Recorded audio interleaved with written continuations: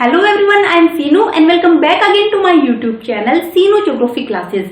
देखिए, हम 11th class के एनसीईआरटी की ज्योग्राफी बुक यहाँ पर कर रहे हैं और हमारा चैप्टर चल रहा है 5th चैप्टर नेचुरल वेजिटेशन यानी प्राकृतिक वनस्पति। इसके फर्स्ट 4 पार्ट हमने कर लिए हैं, वो आपको डिस्क्रिप्शन बॉक्स में मिल जाएंगे।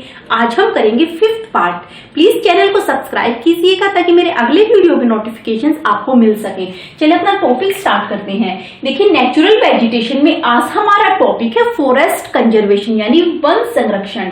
इससे पहले जो हमने वीडियो बनाई थी उसमें किया था हमने फॉरेस्ट कवर इन इंडिया, और उससे पहले जो इस टॉपिक की वीडियो यानी इस चैप्टर की जो वीडियो बनी है उसमें किया था हमने कि इंडिया में किस किस टाइप की वेजिटेशन पाई जाती है और उस वेजिटेशन को कितने पार्ट्स में डिवाइड किया है, वो सब हमने पहले कर लिया है। आज हम करेंगे फॉरेस्ट कंजर्वेशन। देखिए, जो फॉरेस्ट कवर इन इंडिया है वो है 23% पर, और जो एक्चुअल फॉरेस्ट कवर है वो है 21% पर। फॉरेस्ट कवर इन इंडिया होना चाहिए 33% पर, यानी 1/3 part of total land mass. तो भारत में है 23% पर, लेकिन 23 होना चाहिए कितना, 33। तो इस तरह से क्या है, फॉरेस्ट कंजर्वेशन किया गया कि फॉरेस्ट को किस तरह से कंजर्व किया जाए, किस तरह से प्रिजर्व किया जाए, किस तरह से उसको एक्सपेंड किया जाए।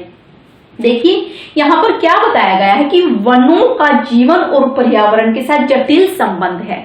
देखिए, एक बात यहाँ पर आती है कि अगर फॉरेस्ट नहीं होते तो क्या होता, कैसे हमारी लाइफ चलती। देखिए, अगर फॉरेस्ट नहीं होते, वन नहीं होते, पेड़ पौधे नहीं होते तो हमारे सामने बहुत सारी प्रॉब्लम्स क्रिएट हो जाती, जिससे बच पाना बहुत मुश्किल होता है। देखिए, फॉरेस्ट से हमें क्या क्या मिलता है, वनों से क्या हमें मिलता है। फॉरेस्ट से हमें सबसे पहले क्या है, सबसे बड़ी बात है कि हमें फॉरेस्ट से ऑक्सीजन मिलती है, जिससे सबकी लाइफ चलती है। उसके बाद फॉरेस्ट से हमें क्या मिलता है, फ्यूल मिलता है, हमें फोडर मिलता है, फूड मिलता है, हमें टिम्बर मिलती है। तो इस तरह से फॉरेस्ट के बिना जो हमारी लाइफ है बिल्कुल होपलेस है। तो इस तरह से क्या है कि फॉरेस्ट से ही क्या है, किसी देश की इकोनॉमी चलती है, मजबूत बनती है, आगे बढ़ती है।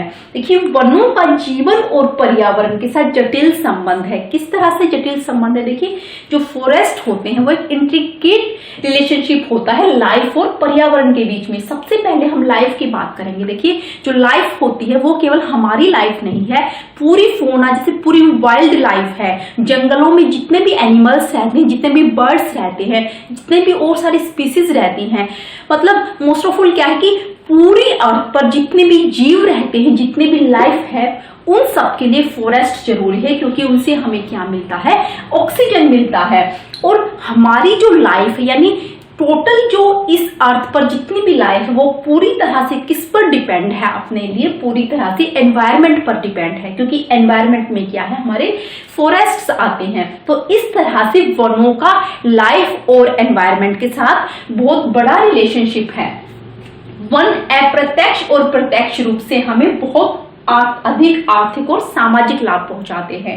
देखिए, डायरेक्ट और इनडायरेक्ट रूप से हमें जो फॉरेस्ट होते हैं किस तरह से हमें आर्थिक और सामाजिक लाभ पहुंचाते हैं। देखिए, जो हमारी इकोनॉमी है वो किससे चलती है, वो फॉरेस्ट से चलती है। किसी देश की इकोनॉमी जितनी मजबूत होगी वो देश क्या है उतना ही आगे बढ़ेगा। फॉर एग्जाम्पल, जैसे यूएस को लगा लो। यूएस की जो इकोनॉमी है, यूएस को एक मेजर इकोनॉमी के रूप में जो है कंसिडर किया जाता है, क्योंकि जो यूएस की इकोनॉमी है बहुत मजबूत है, बहुत आगे बढ़ चुकी है। तो इस तरह से क्या है, जो हमारी इकोनॉमी कैसे मजबूत होगी, अगर हम क्या है फॉरेस्ट एरिया को हम कंजर्व या प्रिजर्व कर पाए। अगर हम इस पॉइंट ऑफ व्यू से देखिए, फॉरेस्ट के पॉइंट ऑफ व्यू से देखिए हम इकोनॉमी हमारी फॉरेस्ट से कैसे चलती है।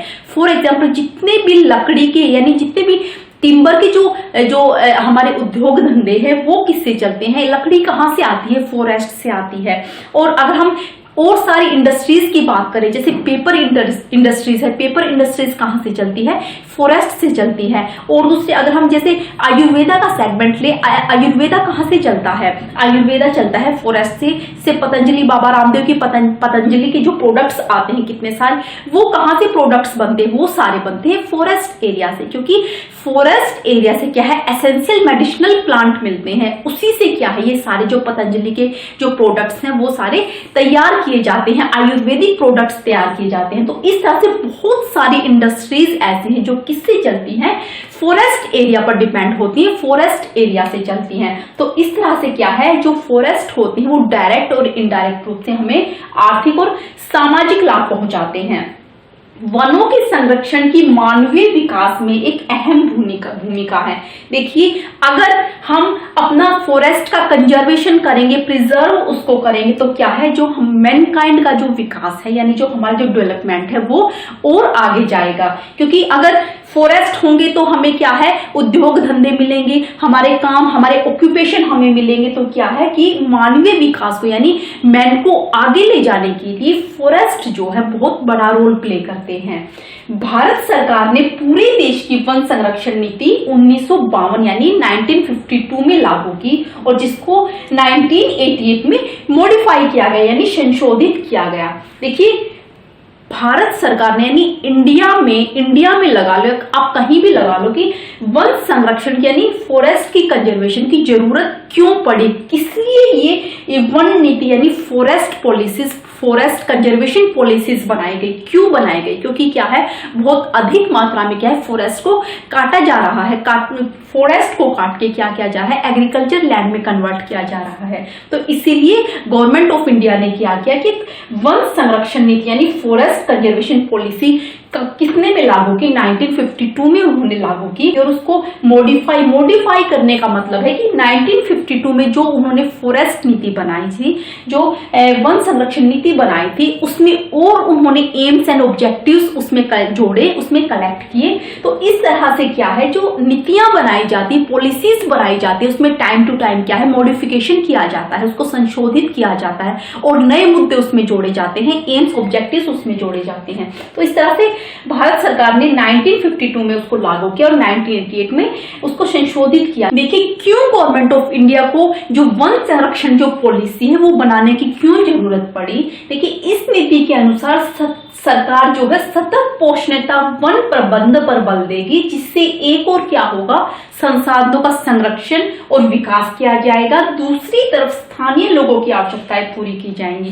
देखिए, इस लाइन में क्या बताया गया है कि जो सरकार है यानी जो गवर्नमेंट हो, सतत पोषणीयता वन प्रबंध पर यानी सस्टेनेबल फॉरेस्ट जो मैनेजमेंट है, सस्टेनेबल फॉरेस्ट मैनेजमेंट का क्या मतलब है? इसका मतलब है कि जो रिसोर्स हम यूज कर रहे हैं, मतलब जो फॉरेस्ट एरिया की जो हम उसका फायदा उठा रहे हैं, जो हम उसको यूज कर रहे हैं, वो हम भी यूज करें और आगे आने वाली जो हमारी जनरेशन है उसके लिए भी फॉरेस्ट बच सके, यानी उसका प्रिजर्व यानी कंजर्वेशन उनके लिए भी किया जा सके, हम भी यूज कर ले, आगे आने वाली हमारी पीढ़ियां भी यानी यूज कर सके। इस तरीके से उनको हम यूज करें। ऐसा ना हो कि हम अधिक से अधिक मात्रा में अब यूज कर ले और 20-30 साल बाद क्या होगा, जो हमारी आगे आने वाली जनरेशन है उनके लिए ये जो फॉरेस्ट एरिया से जो हमें एडवांटेज मिलती है वो उनको बिल्कुल ना मिले। तो इस तरह से इस नीति के अनुसार सरकार ने सतत पोषणीयता वन प्रबंध पर बल दिया कि हम भी उनको यूज करें और हमारे आगे आने वाली पीढ़ियां भी उसको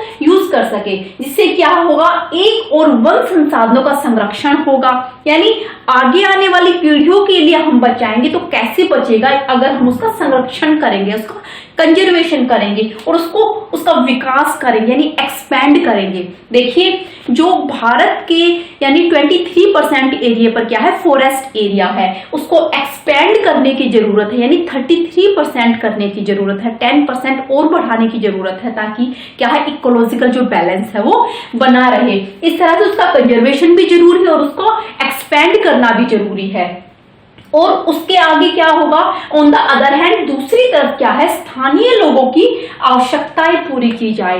देखिए, जो फॉरेस्ट एरिया पर पूरी तरह से डिपेंड है, जैसे जो रूरल एरियाज के जो व्यक्ति होते हैं, जो वहां के जो ग्रामीण समुदाय के व्यक्ति हैं, वो पूरी तरह से फॉरेस्ट यानी जंगलों पर डिपेंड होते हैं, क्योंकि उनके पास दूसरे सोर्स नहीं होते, जंगलों से लकड़ियां काट के क्या है अपना खाना बनाते हैं। तो इस तरह से क्या है, इस तरह से जो फॉरेस्ट जो मैनेजमेंट है, इस तरह से उसको मैनेजमेंट किया जाए, इस तरह से उसको मेंटेन किया जाए कि स्थानीय लोगों की जो आवश्यकता है, जैसे उनको टिम्बर की जरूरत है, लकड़ी की जरूरत है, इस तरह की उनकी आवश्यकताएं भी पूरी हो सके, कंजर्वेशन भी हो सके और उसको एक्सपैंड भी किया जा सके।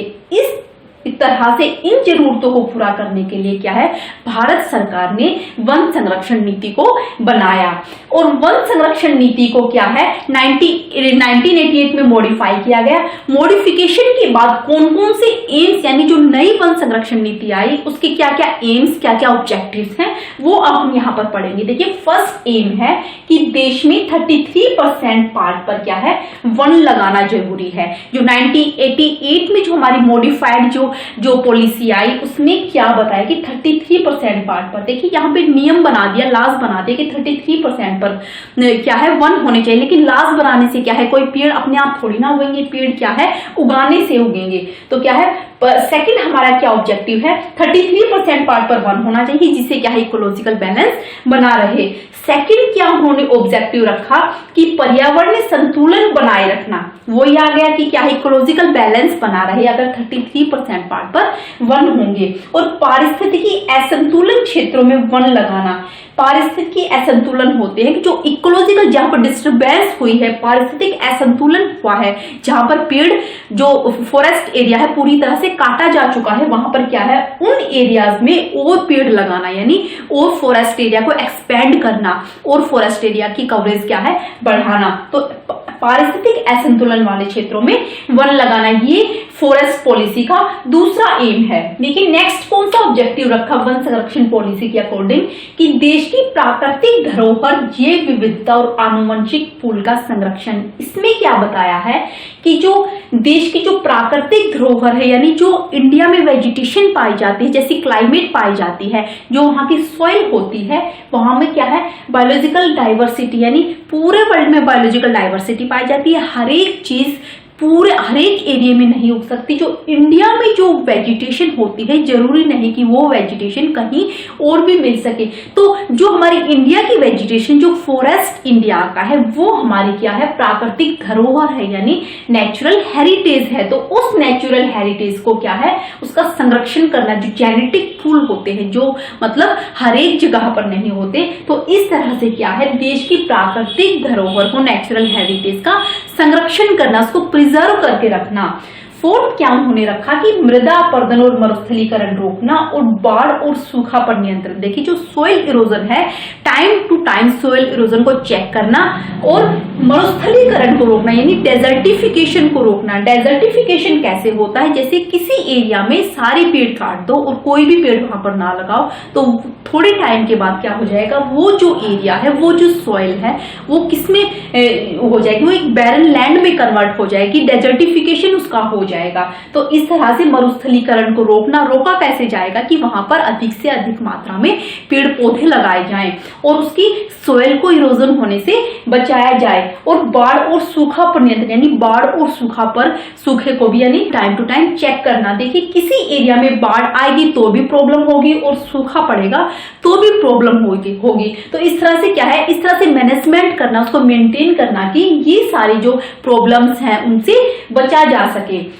फिफ्थ क्या आता है कि निम्नीकृत भूमि पर सामाजिक वानिकी। निम्नीकृत भूमि क्या होती है, जैसे जो बैरन लैंड होती है जिसपे पेड़ पौधे बहुत कम पाए जाते हैं, उस भूमि पर सामाजिक वानिकी यानी सोशल जो फॉरेस्ट्री है वो की जाए। सोशल फॉरेस्ट्री का मतलब है कि ज्यादा से ज्यादा लोगों को इकट्ठा किया जाए, उनको पेड़ पौधे लगाने के लिए उनको क्या है उत्सुक किया जाए, ताकि जो हमारी जो सामाजिक फॉरेस्ट्री है, जो हमारी सोशल फॉरेस्ट्री है, उसके तहत भी जो निम्नीकृत भूमि है वहां पर ज्यादा से ज्यादा मात्रा में पेड़ पौधे लगाकर उसको फॉरेस्ट एरिया में कन्वर्ट किया जाए। और वन रोपण द्वारा वन आवरण का विस्तार। देखिए अगर हम ज्यादा से ज्यादा पेड़ लगाएंगे तो क्या है, इंडिया का जो फॉरेस्ट एरिया है, जो फॉरेस्ट कवर है, वो क्या है उसका विस्तार होता जाएगा, वो एक्सपेंड होता जाएगा। तो इस तरह से पांचवा ऑब्जेक्टिव उन्होंने ये रखा।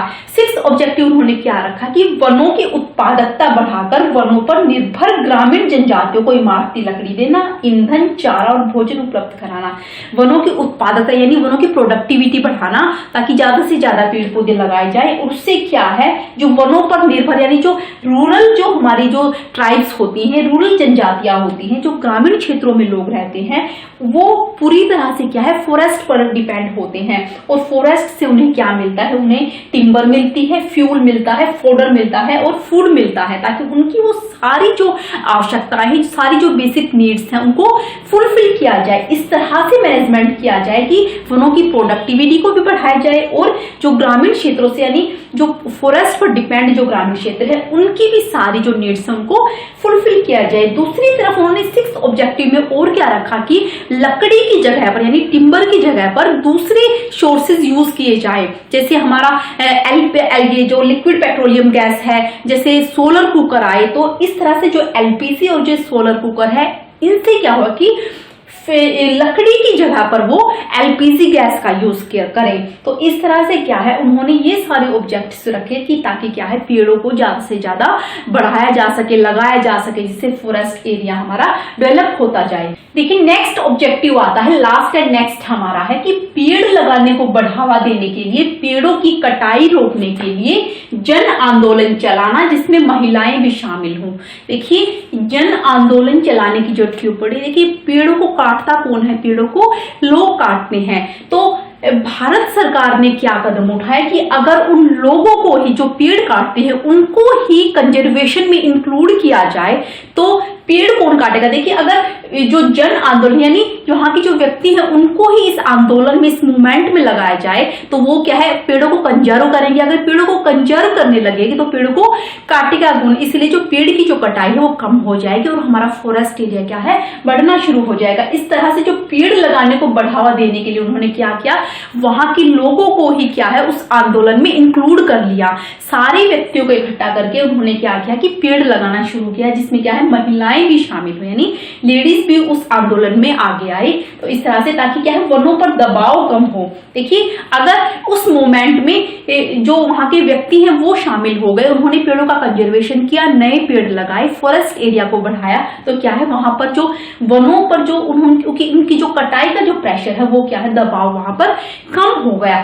इस तरह से क्या है भारत सरकार ने जो फॉरेस्ट कंजर्वेशन पॉलिसी लागू की थी 1952 में, उसको मॉडिफाई किया था 1988 में। उस मॉडिफिकेशंस के अकॉर्डिंग क्या है उन्होंने ये सारे ऑब्जेक्टिव्स एम्स रखे ताकि भारत के फॉरेस्ट एरिया को, फॉरेस्ट कवर को बढ़ाया जा सके, ताकि भारत में क्या है पूरा इकोलॉजिकल बैलेंस बना रहे और जो हमारी इकोनॉमी है वो भी मजबूत बनी रहे और आगे बढ़े। तो इस तरह से यहाँ पर हमारा जो फॉरेस्ट कंजर्वेशन का टॉपिक यहाँ पर क्लियर होता है। आई होप इतने कॉन्सेप्ट्स आपको क्लियर हुए होंगे। मिलते हैं नेक्स्ट वीडियो में नेक्स्ट टॉपिक के साथ। आज के लिए बस इतना ही। Thanks for watching and good bye.